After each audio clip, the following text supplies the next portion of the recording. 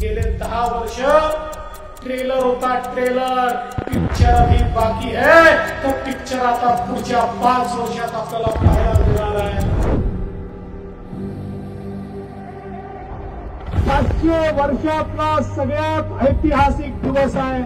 500 वर्ष तमाम भारतीयांनी, तमाम हिंदू समाजाने जो संघर्ष केला, ज्या दिवसाची वाट पाहिली, ज्याच्याकरता लाखो लोक बलिदान झाले, ते राम मंदिर आज त्याचा निर्माण होऊन आपला पहिला नारा जो होता, राम लला हम आएंगे मंदिर वही बनाएंगे, हा नारा पूर्ण झाला।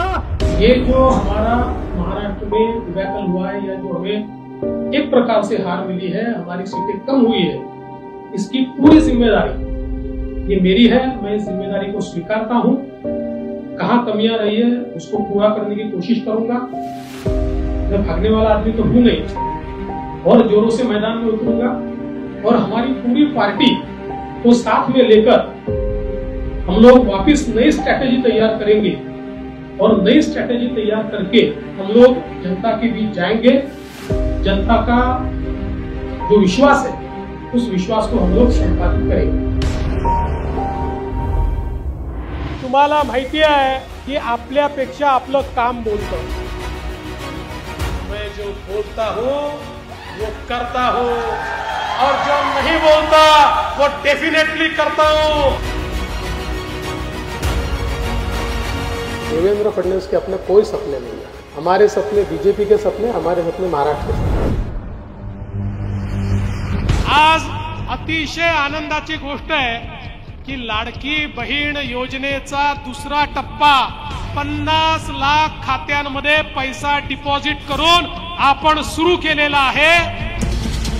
मी नेहमी लॉंग टर्मचं विजन ठेवणार आहे, शॉर्ट टर्मचा विचार मी करत नाही।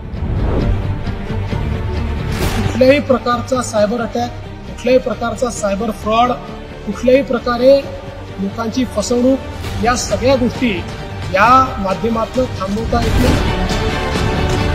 लॉंग टर्म विजन मध्ये मी हे प्लॅनिंग करून शेतकऱ्याला जन्मभर मोफत वीज देता येईल अशा प्रकारची व्यवस्था ही करून दाखवलेली आहे। अतिशय आनंदाची गोष्ट आहे, स्वारगेट ते सिव्हिल कोर्ट या टप्प्याचं लोकार्पण आपण केलंय।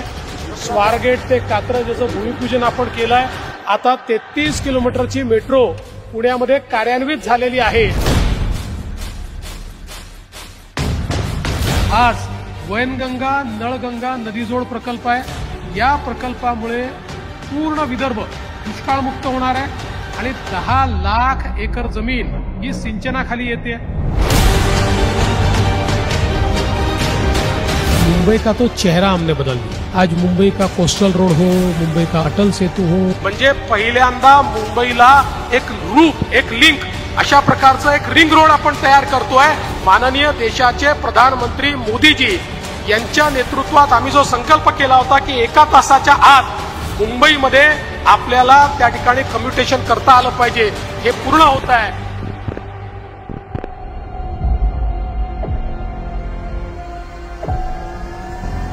देवेंद्रजी म्हणाले होते पुन्हा आले।